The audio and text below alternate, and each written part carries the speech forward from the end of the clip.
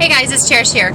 So I'm just going to talk to you while I'm driving. Yes, I will watch the road, but I want to mention something that I've been thinking about a lot lately, and that is when you first start a fitness journey, how often do you weigh yourself? And is it okay to rely on the scale?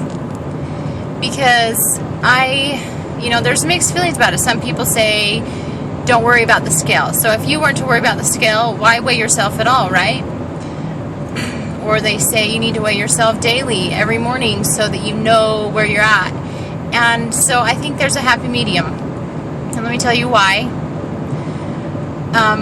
Just through my experience. So when I was losing weight the first time, it's fun to see the weight dropping. It's really fun, and then you lose so much weight and your body kind of hits a plateau, and then you stop getting excited because the numbers don't move. And so this is what happened to me when I did Insanity. Actually, I did not lose any weight. I did Insanity. I was 162 pounds when I started. I was 162 pounds when I finished Insanity, and it was really frustrating at first, for the first month, and I was just so annoyed. But I realized, the measurements were going down and my endurance was going up, and so it was a huge difference that I noticed.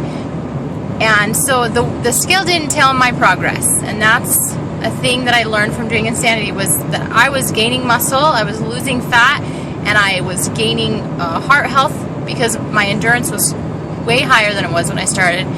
And so it was then that I decided that the scale didn't matter. And so I actually stopped weighing myself because I decided I'm not going to weigh myself. This is just frustrating. So later that year, since I stopped weighing myself, I actually started gaining weight. And I felt different. I felt like I was gaining weight, so I stepped on the scale just to check, and of course, for sure, there you go, I gained like 10 pounds. And I was like, oh, forget the scale, it doesn't matter. So I actually hit the scale last year. I did not hardly weigh myself at all, because instead of taking that hint that, I gained 10 pounds and saying, I'm obviously doing something wrong here, I just took it as, who cares about the weight? The weight is not going to define me, and so I'm just not going to weigh myself. And so it kind of, you have to have a happy medium. Don't weigh yourself every single day, because your weight will fluctuate several pounds each day.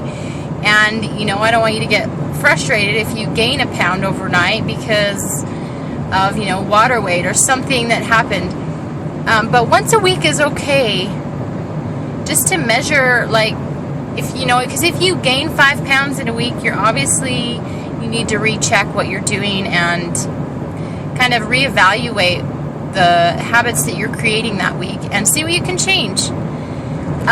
If you lose 5 pounds that week, then something you're doing is, getting your results, and so you have to look at it as just a small measurement. Don't use it to 100% measure your progress, because there's more progress that can be told than what's on the scale.